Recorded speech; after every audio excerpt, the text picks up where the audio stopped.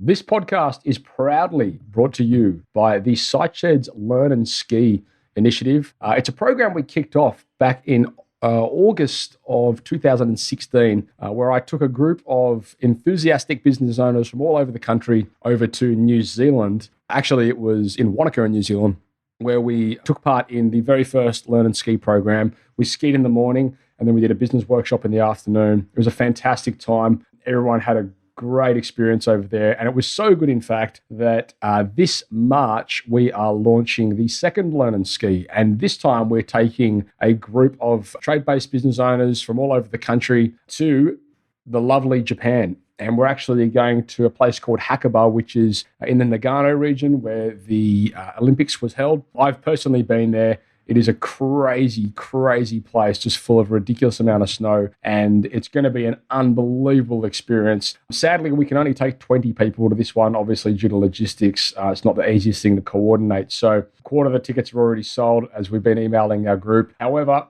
if you are interested in the snow and you do want to learn about some unbelievable business initiatives that can help you compound your business this year, then this event is certainly for you. We're going to be talking, I'll just touch a little bit on what you'll learn over there. We're going to be talking about specifically strategies and marketing campaigns that we've implemented with our clients that bring in, up to 2 to 10 leads every single day. We're going to talk about the most common elements you need to have on your website that can make or break your lead generation efforts. And we're going to talk about how you can turn your, tire kickers into customers, and more importantly, how to turn those customers into raving fans. And then we're going to go through some step-by-step workings together with you personally on how to set up your very first Facebook ad campaign. We're also going to talk about systems and processes that can cut down your admin work. And while we're over there, internet permitting, we're actually going to hire somebody live during the week with the hope that you guys can learn how to hire somebody to outsource some of your office managerial tasks, etc. We're going to have some breakout sessions there where we're going to focus specifically on your business. And I'm holding this event with Will from Growth Labs, who you guys would have heard on the podcast previously. Will is just a marketing guru, and we're just going to be doing heaps of stuff coming up.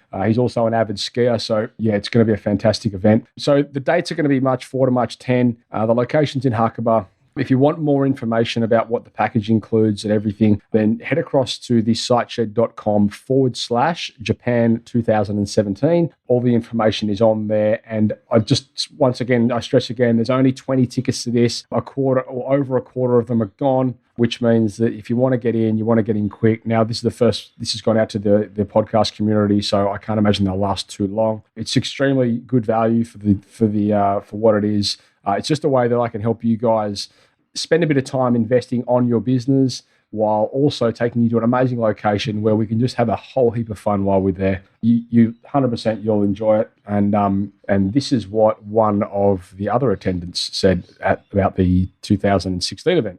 Yeah, I went to Learn and Ski 2016 in Wanaka. It was fantastic. We had a good time on the mountain, and we also learned a little bit. And I found it really great networking with the guys and sort of meeting some other guys in the trades. Yeah, just a really great experience.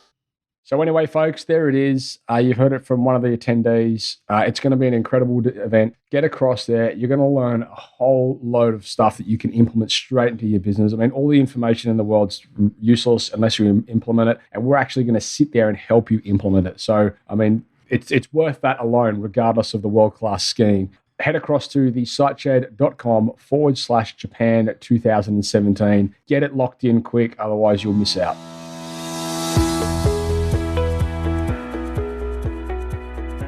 Hello, listeners, and welcome back to Toolbox Talks on the SiteShed podcast. And today you're in for a bit of a treat, something a little bit different. We're joined by Bill McCorkell from ArchiBlox Modular Homes. And I've asked Bill to come on the show because, as you will know if you listen to this podcast, I'm always interested in new upcoming ideas within the building industry and little niche, I suppose, products and services that are a little bit different from what the traditional building industry offers. And this is a really interesting podcast, and basically the product that these guys deliver is in the modular home space, which is starting to make some traction in the Australian market. How it's getting bigger and bigger, and a lot of people out there are a bit unfamiliar, and there's possibly a bit of a stigma involved with modular homes. However, in this podcast, Bill's really helpful in helping us ascertain some of the different qualities, both from a building perspective, sustainability, finance related, and some of the opportunities and where that product's heading looking forward. So yeah, if you're interested in something a little bit different, or maybe you've been looking around at little ways that you can move into a certain niche area of your business, and this is a great podcast, and I encourage you to reach out to these guys if you've got questions, because it's pretty cool what they're doing. Anyway, if you've got questions or anything like that, you can just hit us up in the show notes, just post in the comments there. Failing that, just by all means, if you've seen this on Facebook or Twitter or wherever, just leave some comments there in the thread as well, and we will endeavour to get to them as soon as possible. Anyway, that's all from me, so enjoy the podcast. Giving tradies and contractors around the globe the tools to run a modern business. You're listening to Toolbox Talks from the Site Shed. Now here's your host, Matt Jones. Hello listeners, and welcome back to another episode of Toolbox Talks at the Site Shed podcast. And today I'm joined by Bill McCorkell from ArchiBlox Modular Homes. Bill, welcome. Yeah, cheers, Matt. Pleasure to be here. Mate, I stumbled across you on Instagram, and I was instantly intrigued, and I thought I'd reach out and see if I could get hold of you, just to maybe you could shed a bit of light on this cool new niche that you guys are kicking goals in. Yep. We like to sort of, on the Site Shed podcast, we like to sort of spread a bit of light on, or shed a bit of light onto new and interesting ideas and, innovative things that are entering the marketplace within the building industry. And I think what you guys are doing is super cool. And I've been following you guys on some social media streams, and I've really like what you guys are putting out there. So really appreciate that. Thanks, Matt. That's I absolutely love people saying that about ArchiBlox, because we're pretty excited about what we've done to date and where the business is and where we're going. Yeah, absolutely. And you guys have got a really good online presence there, and I think you're certainly kicking some goals on all fronts. So looking forward to watching the journey unveil. So I suppose just for the listeners out there, firstly, we might start with a bit of an introduction to yourself, and then maybe you can tell us a little bit about ArchiBlox and I suppose its foundations and where it, pardon the pun, its foundations and where it came from. Yeah. Oh, good. Yeah, no, I'd love to. Yeah, so my background is I'm probably a fourth generation builder down in Victoria, Melbourne. Mm-hmm. So on both sides of the family, building's been pretty relevant. But I was the younger of two brothers, two boys of 5 kids in the family, and the older brother, he followed the other footsteps and went into building. And so being the younger brother and very competitive in nature, I thought I'm going to do something different, and went into architecture school at Melbourne University, where I graduated mid-90s, early 90s, and then shot across to Malaysia and worked in an architectural firm over there in Kuala Lumpur. And it was really eye-opening to me, because I always thought architecture was just pure design and creative and really not really business-minded industry. And the business I worked with over there was the complete opposite. Yeah. Where it was all ISO 9001 accredited. It was extraordinarily systemised and process-driven. I spent a couple of years there and flicked back to Melbourne and worked on Federation Square as a design architect, which was the opposite. It was a massively collaborative design studio. And so I got a real essence of what it was to be like what I thought to be a design architect. And that was really cool, but it was also really interesting seeing how quite a chaotic office could collaborate to create such an amazing space, Federation Square. Yeah. And then I moved into a family building company. So my brother and I took the family company over, and I worked with him for about 6 years, 5-6 years, until we realised that I was an architect and he was a builder. He was an older brother and I was a younger brother. And we've sort of had our differences on too many occasions, and I probably took too many of them home. And I thought, look, I'm just going to jump back into architecture. And so then I started up a firm called Techne Architects. We did some really reasonably good architectural work. We won a couple of state awards. They've gone on to win some national awards. So it's really high design architectural business. But yeah. I guess working in there, I realised that I'd sort of seen both what it was like to really run a business, what it was like to work in the construction, be a builder, and know what things costed and how to build. And then working from a design point of view, I kind of figured I was missing an opportunity of doing all three at once. And that was sort of really the birth child of ArchiBlox. Yeah. So I suppose a couple of questions I'd like to ask you. Firstly, can you tell us a little bit about the transition from the transition into working for yourself and setting up ArchiBlox, as opposed to coming from that working, with your brother and coming from that sort of corporate background? Yep. And then the question I'll ask you after that is going to be more relative to modular homes. So maybe we'll just start with the first one. Yep. Yeah. Look, it was a fairly easy transition from an architectural business straight into ArchiBlox. We managed to get a couple of early clients, one being family house down the coast in Mornington Peninsula in Victoria. Mm-hmm. So that gave us the first opportunity of doing a prefabricated structure. It was quite a chaotic period. The whole process was lots of learnings. The final result, which is on our website, I think it's called the Sorrento House, was architecturally worked really well, but from a building background or building point of view, we made lots of opportunities to improve. It's probably the best way of saying it. And that's not only from the way we constructed it, but also the way we installed it, and also the materials that we used. Yeah. So it was ArchiBlox being a third business I've been involved in personally. So setting the business up, for me, it was an easy transition. Yeah. But once we captured some good product on the ground, we've got some good marketing now in the business, and we made the use of the product we had finished to then reach out to the general public for the story to start being told. Yeah, cool. So let's talk a little bit about modular homes, because I'm sure there's a lot of listeners out there that aren't overly familiar. And I actually mentioned to a couple of building colleagues the other day that I was going to get you on the show to talk about modular building, and they were very interested, probably more so from a building perspective, which we'll get in a little while, as opposed to connections to services and all that kind of stuff. But they were certainly quite intrigued when I was telling them about you guys. So can you just maybe shed a bit of light on what modular home, or what ArchiBlox does and what modular homes is? Yeah, so in a nutshell, we have a variety of different jigsaw pieces which are pre-designed or preset room designs, which have all been costed and quantified, and we know how to build each of those different spaces. So basically with the jigsaw pieces, we use the architects in the business here to collate all the jigsaw pieces and produce designs for the client. So we can really customise the end product based upon what the client's brief and budget is. And then within the business, we obviously run through our estimating, we run through our purchasing, and then we get out into the yards and the facility to start building. My best way of describing that, I just always describe prefabrication as just a different form of procurement of any building. Mm-hmm. We just happen to build off-site. We put our buildings on the backs of trucks. Obviously, there's structure and there's different buildability that we've been put within the structures, so they can transport from the facility to the site. But at the end of the day, it's a lightweight structure that's been built for transport. Okay, so I'm sure there's a lot of people that would be out there thinking, okay, modular building, it's kind of like a demountable or one of those, those site or containers that have been converted. It's not really like that, is it? 100% not. I'm an architect by background. Yeah. I like to think we're a reasonable architectural firm as well as a building firm and manufacturing company.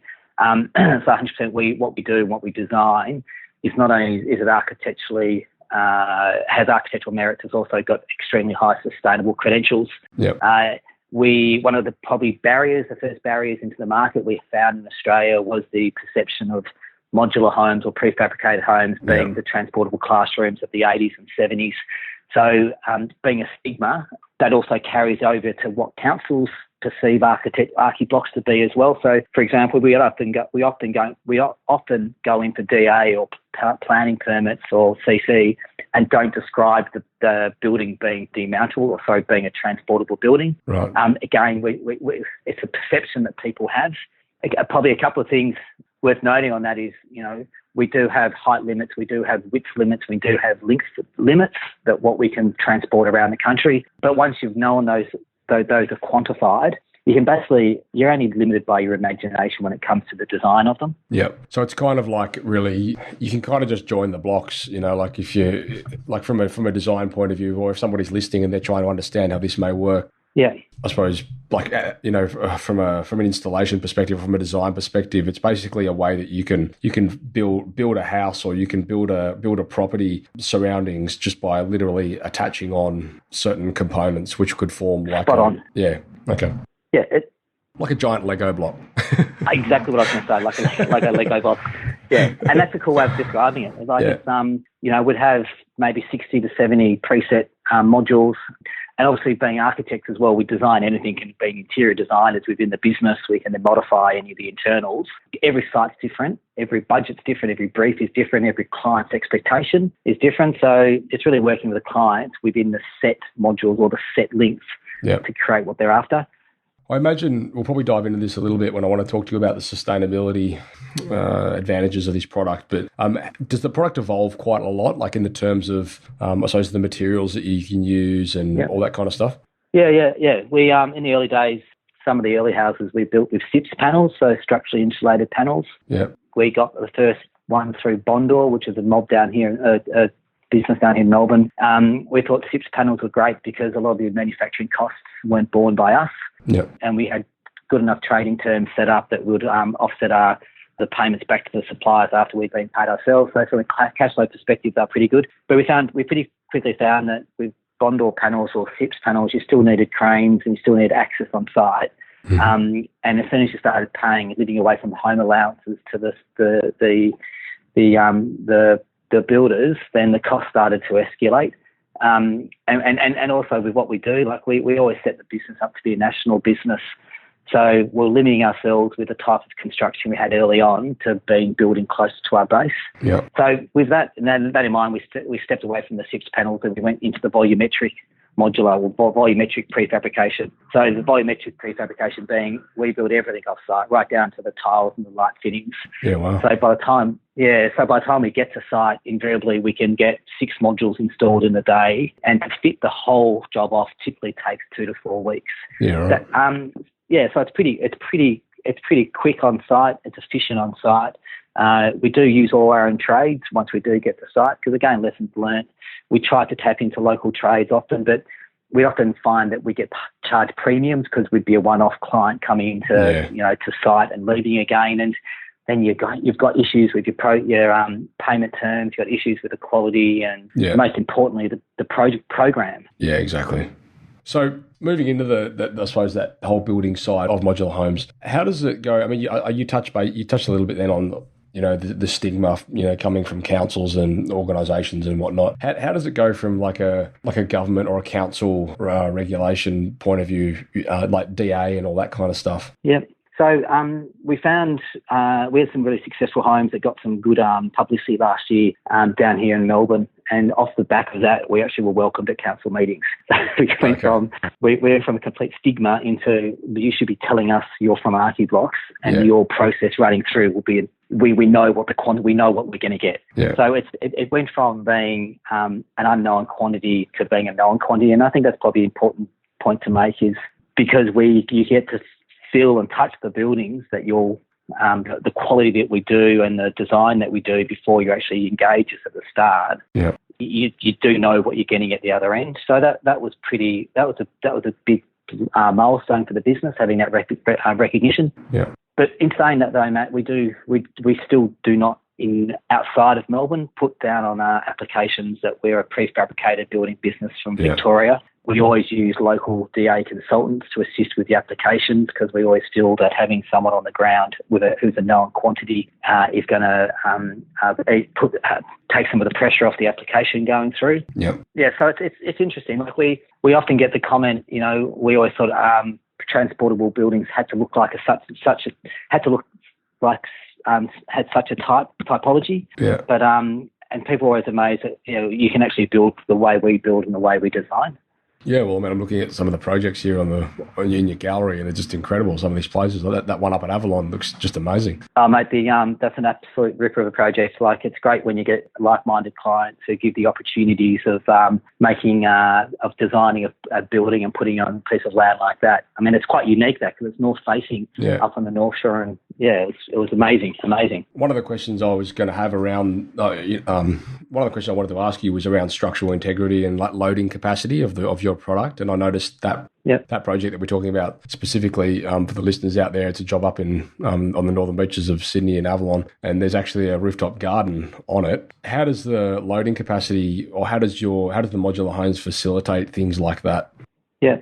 things like that, we obviously do need to get structural computations and certifications, and it is obviously going a bit beyond what our normal load would be. But typically, because the houses do require lifting often off the back of trucks by cranes and placed onto site, they do require movement from a facility in Melbourne to where the subject site might be. So inherently, the overall structural capacity of the buildings are a lot more than what we typically build on site.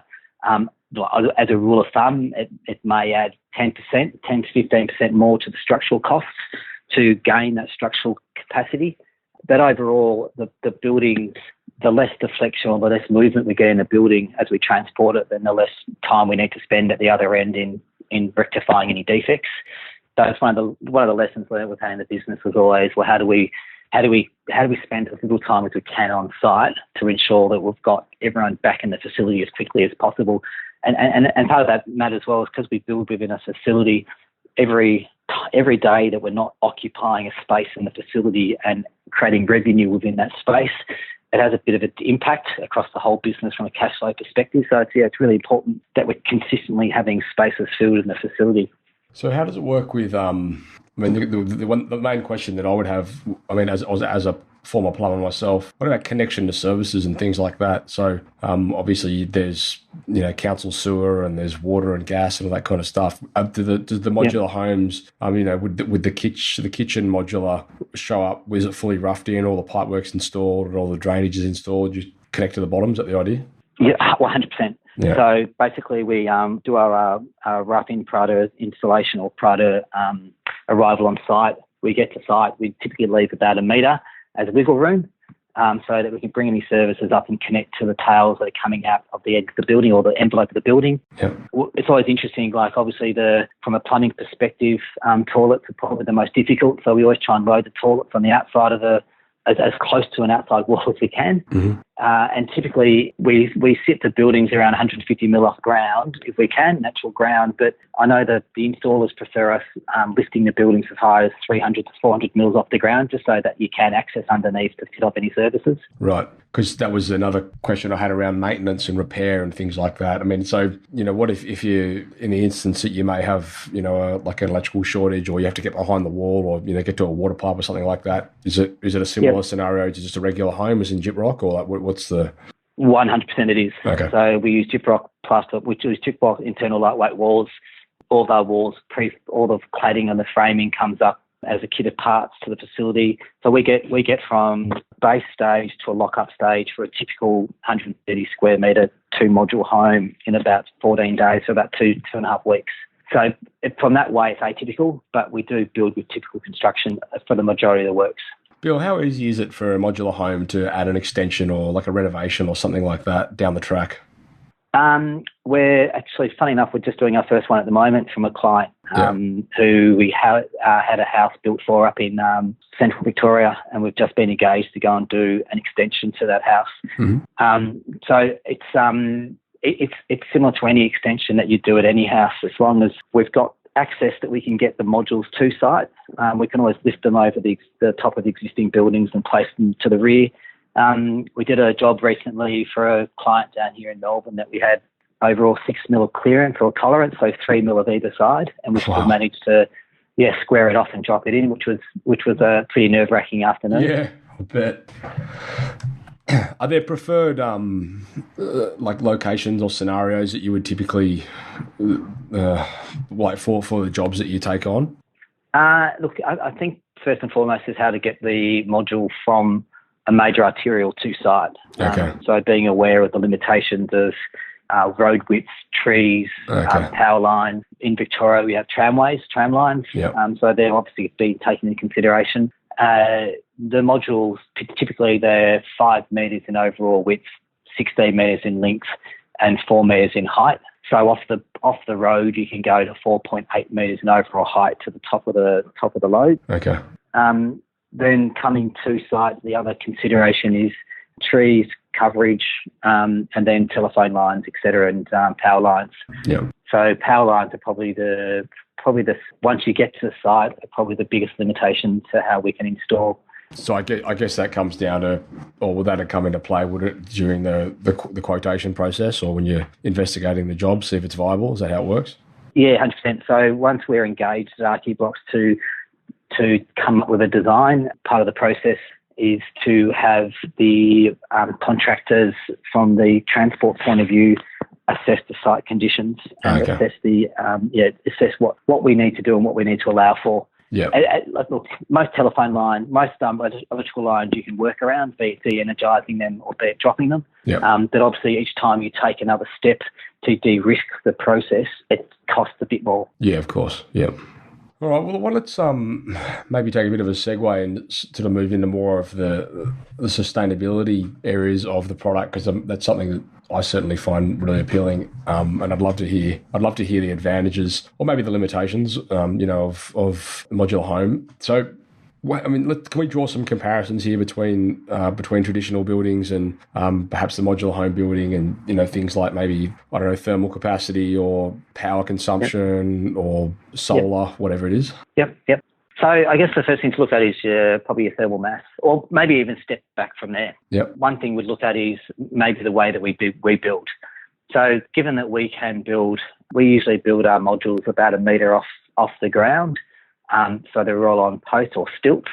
Mm-hmm. That gives us really good access underneath as well as around the building. So it's clear access, so that once we've got our base down, it's very easy for us to go underneath the structures and sheet them with FC, so cement sheet them underneath to create a seal to the bottom of the spaces. Okay. So just that alone, we're starting to create, once we've clad the walls, we've wrapped the whole house, we've got our insulation in, we create a really good seal to the house. So from a thermal capacity or thermal performance point of view, once you've created a really good seal, obviously it's going to cost a lot less or use a lot less energy to either heat or cool the space inside. Yep. So I think that's probably the first point. Second is when you start reviewing a thermal mass over a lightweight. So I think people always have a perception that you need thermal mass to really rate well from a thermal capacity point of view or performance point of view, and that's not really accurate. We always believe that if you get your envelope wrapped right and you put the right materials within the space, then you can start negating any of the need for a thermal mass. We use things like phase change, which is a product that it's a vegetable product that as it heats up, it goes from a solid to a liquid, and it cools down, it goes back in state from a liquid to a solid. This type of product, it's quite unique on the marketplace, but it's pretty cost effective. But it acts the same way as an 80 mil slab would act in any house or any building, but it's lightweight and cost effective. And so we put that in the ceiling spaces to give us, to negate the need for thermal mass. Yeah, right. Yeah, then we start looking at all the different materials we use. So all your life cycle is the materials and the embodied energy. So that, I think from a point of view of not just going for mass generic manufactured materials, it's actually really knowing where and why and how you're using the materials to make the most out of the end product. And then looking at then all just your basic design and sustainable principles, from your orientation of the block to your building fabric to your different types of claddings to your different appliances and fixtures and fittings, and then the overall energy usage of the house.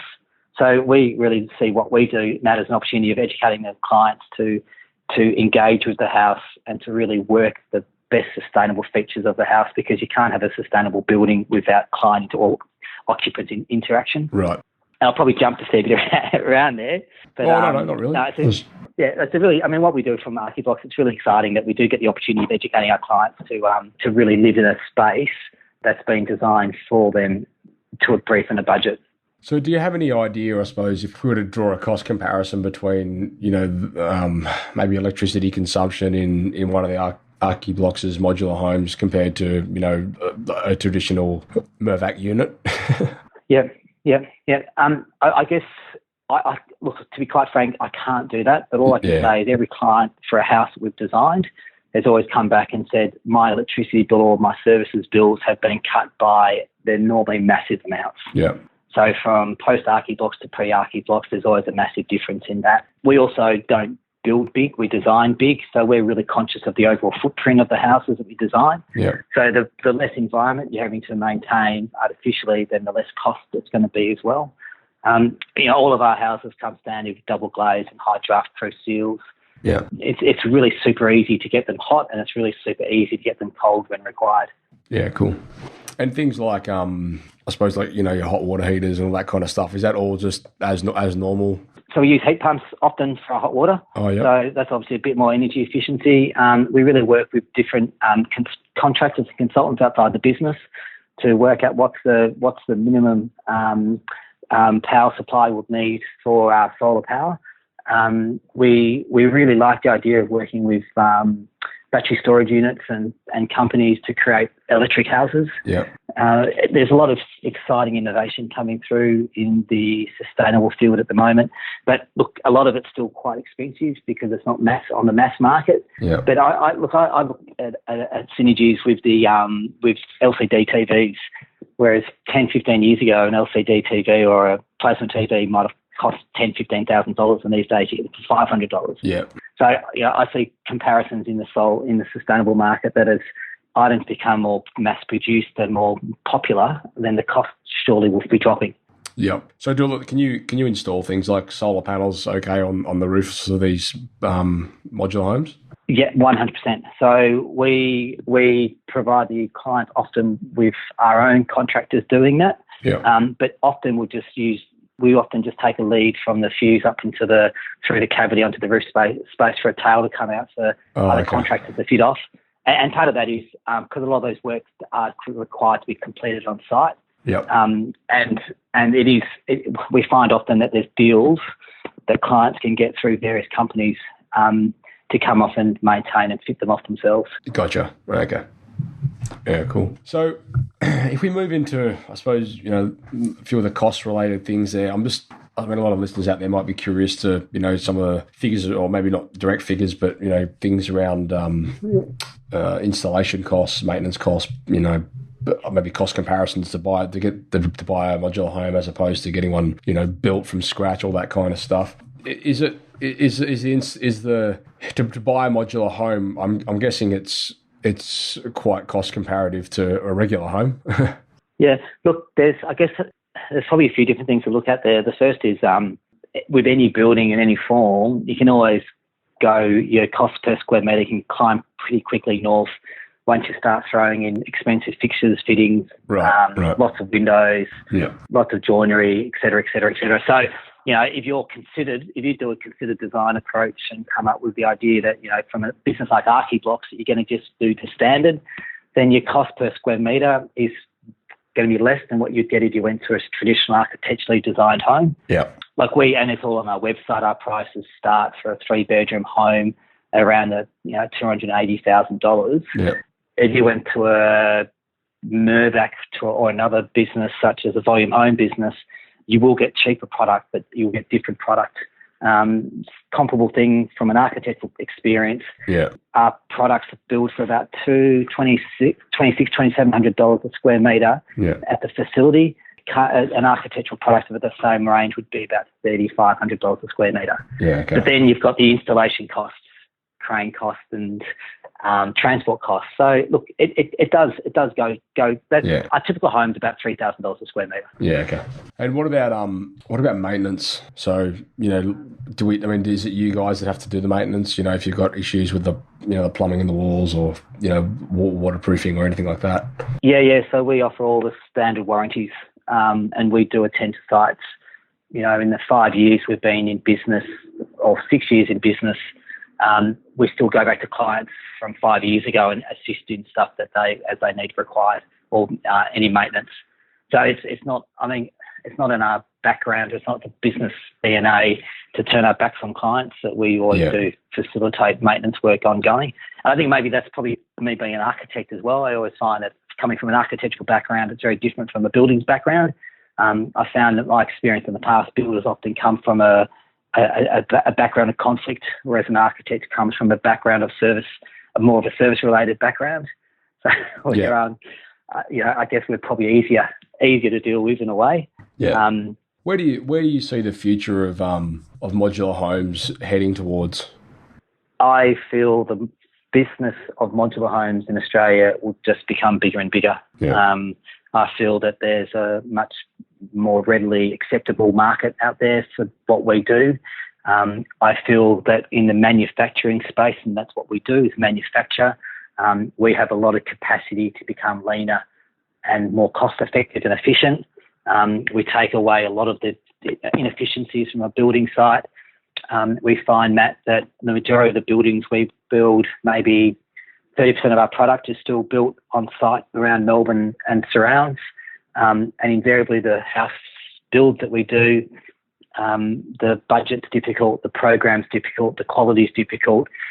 We've got project managers sourcing 7 or 8 different homes at the one time or buildings at one time, so it's harder to manage who's there and who's not there. And invariably we get unhappier clients. It's harder to maintain a happy client. Whereas if we build in the facility, we can program it, we can budget it, we can quality check it, and we can ensure that the clients maintain a degree of, really high standards of happiness. So look, and I look at those comparisons. We've had over 5 years, 6 years of learnings. And my experience is, from an architectural service background, that prefabrication is a really good methodology of building procurement. Do you think looking forward there'd be, a similar solution to scale, like from an apartment block kind of setup and all that kind of stuff, or is it never going to go that way? Oh no, there's 100% will go that way and is that way. There's all forms of prefabrication. Yeah. And in Australia, the market is becoming more accepted to all sorts of them. So there's definitely builders who are doing the volumetric pods for apartments and all sorts of different, all throughout all different types of industries. So it's in Australia. I guess we've got a really good market because there's lots of good product out there, and it's a desirable product. I look at what we do though compared to the Japanese. There's Japanese prefabricated builders who produce 25,000 homes in a year. Yeah, and they have a premium over there, so it's almost a desirable. It's a desirable product, and their cost per square metre invariably is 20% more than what you'd get as a site build. Yeah. And one of the questions I was going to ask, can you see this whole, fabrication aspect of it at some point just becoming so mainstream that it does get offshore to, companies, like, is it going to, 10, 15 years time, is it going to come in on a boat from wherever and get installed? There's definitely products doing that already. Yeah. Look, I think invariably as the industry becomes more competitive, there will be market influences from offshore. But I also think that if you're spending $1 million or $500,000 in a house, you kind of also want to know it's a massive investment and have the ability of walking through it as it's being constructed. Right. So there'd be a massive leap of faith to go through and go, okay, well, I'm going to get my house, particularly if it's a custom, a bespoke product. If you're buying just a generic off the plan, it's pretty easy to go to any display and say, well, I'm going to have house type B, and that's what you get delivered. But if it's a bespoke solution for a brief and a budget that's unique, then I think having homegrown building manufacturing, there will always be a position. Who do you typically? What sort of clientele does it attract? Because is it everyone, or is it people that are sort of a little bit more environmentally conscious, or people that just want something a bit more funky, a bit more hipstery? What's the market? Yeah, and it's even people who are just tech heads, right? Who just see it as a different form of building, and that's all they're interested in. It's different. We get all sorts. When we always talk in the business about what's your avatar, what's your ideal client, but it depends. We've got first home buyers who have first homeowners who've got a block of land that they're trying to build their first young family home for, right through to retirees who are building a second or third home, and they want to entertain the grandkids on the weekend. Yeah, we've got houses in we've basically got a majority. We've got a real variety of different building types. Yeah. Yeah, cool. But invariably, the clients we do are educated. They've done their research. Yeah. They're aware, sustainable, most definitely. They're design conscious. But most of all, I think they just see the ease of working with the same company from contact through to completion. Yeah. And I suppose just in getting close to wrapping up now, conscious of your time and the time of year it is as well. It gets a bit hectic around this time of year, so I won't hold you too long. you guys are pretty active in the marketing space. I noticed, your Instagram account's got 30,000 followers and all this kind of stuff. Was that a decision you made where you're just going to get good at promoting the products you build in order to generate, I suppose, an awareness of what it is you do? I think 100%. So one of the first barriers we had in the marketplace was that awareness of prefabrication and the stigma that it might have. So the more that we aligned ourselves with desirable products that we thought were cool, then other people would jump on board and see that we're really breaking down that stigma. Yeah. And that whole idea that, the better market awareness you have, then the better following you have, better following you have, the more customers you attract. Yeah. But from our point of view, it's like we really concentrate and strive to deliver and delight for our clients. Yeah. So we want to partner with them and not only do one house, we would love to do several of them over their lifespan. Yeah, awesome. All right, Bill. Well, look, mate, thanks very much for your time. I think that pretty much sums up what I wanted to cover off on. I just wanted to say you guys are doing a great job, and it's for anyone out there that's interested in, new and innovative ideas, go and check out archiblox.com.au. It's archiblox.com.au, and go check out the custom or the project galleries. Yeah, they've got some really cool stuff they've done. And you guys are pretty much ArchiBlox across the board, social media, are you? 100%, yeah. Yeah, okay. So, yeah, that's awesome, mate. And how can people reach out to you guys if they want information or if they're interested in some of your solutions? Look, it's probably easiest to jump on the website and just familiarise yourselves with what we do, and also just flick us an email at hello@archiblox.com.au. Yep. And, we welcome any opportunity to educate and work alongside with people who are like-minded. Yep, beautiful. Well, look, the last question I have is who would you like to see on the show next? Look, I'm a bit of a fan of Paul Michael, who's the CEO of WeatherTech, a Newcastle-based manufacturer. They're one of the first carbon-neutral manufacturers in Australia producing timber products. So I'd definitely jump on board and have a look at weathertech.com.au, and Paul Michael's a good fella and he's got a really interesting story. Yeah, cool. All right. Well, I might get you to send me an email intro. Done. Too easy. All right, mate. Well, look, have a Merry Christmas. And, you too, mate. We will inevitably, if any of the listeners out there, if you've got any questions, by all means, just leave us some comments within the comment section of the show notes. Failing that, if you've seen this on one of the social media channels, you can just post right there as well. And I will surely get Bill to either come back on the show and answer that, or just flick him an email. So thanks again, mate. And listeners, that is a wrap. Thanks, mate. Really good. Appreciate it.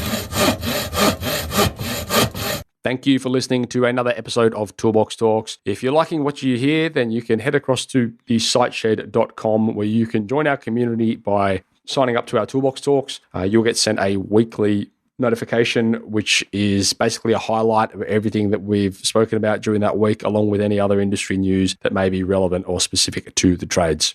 If you're enjoying the show, you can head across to iTunes, Stitcher, or SoundCloud, where you can leave us a review. That would be fantastic, and all the reviews get read out in the show. Likewise, if you have any friends or colleagues that you think would benefit from this show and the episodes that we create, then please go ahead and share it with them.